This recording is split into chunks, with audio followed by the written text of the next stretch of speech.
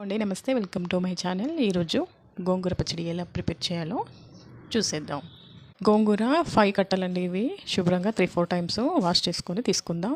ఇక్కడ స్టవ్ మీద కడాయి పెట్టుకొని ఆయిల్ వేసి వేడి చేసుకుందాం. 2 టేబుల్ స్పూన్స్ ఆయిల్ హీట్ చేసుకుందాం. ఆయిల్ హీట్ అయిన తర్వాత 1 టీ స్పూన్ జీరా వేసుకుందాం. 4-5 పచ్చిమిరపకాయలు యాడ్ చేద్దాం. అలాగే ఎండుమిర్చిని కూడా ఒక 4 యాడ్ చేసుకుందాం. వీటన్నిటిని కూడా ఆయిల్లో ఫ్రై చేసుకుందాం. ఇప్పుడు కొద్దిగా కరివేపాకును యాడ్ చేసుకుందాం. అలాగే ఒక 10 నుండి 15 వరకు వెల్లుల్లిపాయలను యాడ్ చేసుకుందాం. ఇలా ఫ్రై చేసుకున్న తర్వాత గోంగూరను యాడ్ చేసుకుందాం.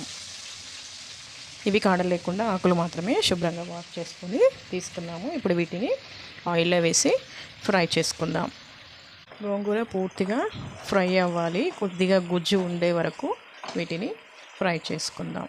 చూసారు కదా, గోంగూర చక్కగా కుక్ అయింది. గుజ్జుగా కొంచెం చెమ్మగా ఉంది కదా. ఈ స్టేజ్లో మనం స్టవ్ కట్ చేసుకొని పక్కన పెట్టి చల్లార పెట్టుకుందాం.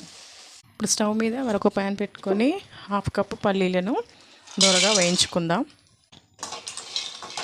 ఇలా వేయించుకున్న పల్లీలను ఇప్పుడు మిక్సీ జార్లోకి ట్రాన్స్ఫర్ చేసుకుందాం.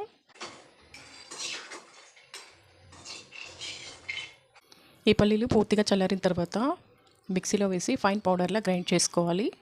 ఇలా చూపిస్తున్న విధంగా ఫైన్ పౌడర్లా గ్రైండ్ చేసుకున్న తర్వాత ఇప్పుడు ఉడికించుకున్న గోంగూరను ఇందులోకి యాడ్ చేద్దాం.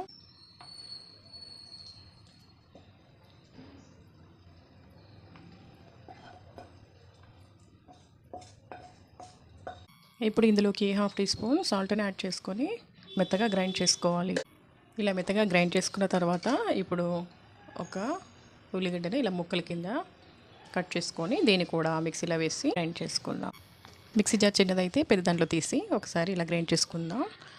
ఇలా ఉల్లిగడ్డలు చూసారా, మామూలుగా నలిగిపోయాయి. ఇలా గ్రైండ్ చేసుకున్న తర్వాత మనం ఈ పచ్చడకు తాలింపు పెట్టుకుందాం. స్టవ్ మీద పాన్ పెట్టుకొని హీట్ చేసుకుందాం. 1 టేబుల్ స్పూన్ ఆయిల్ వేసుకుందాం.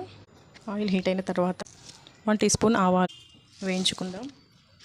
1 టీ స్పూన్ జీరా వేయించుకుందాం. ఇప్పుడు 1 టీ స్పూన్ పొట్టు మినపప్పును యాడ్ చేసి ఫ్రై చేసుకుందాం. 1/2 టీ స్పూన్ వరకు ఇంగున కూడా యాడ్ చేసుకుందాం. ఈ తాలింపులో మన పచ్చడిని మిక్స్ చేసి కలుపుకుందాం.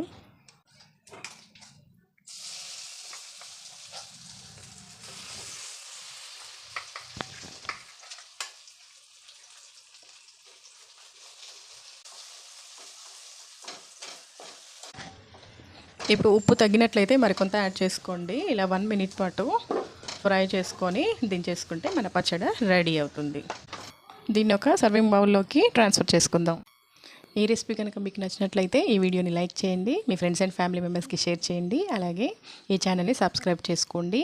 పక్కనున్న బెల్ ఐకాన్ని కూడా క్లిక్ చేయండి. అప్పుడే నా వీడియోస్ అన్నీ మీకు నోటిఫికేషన్ రూపంలో వస్తాయి. Thank you for watching.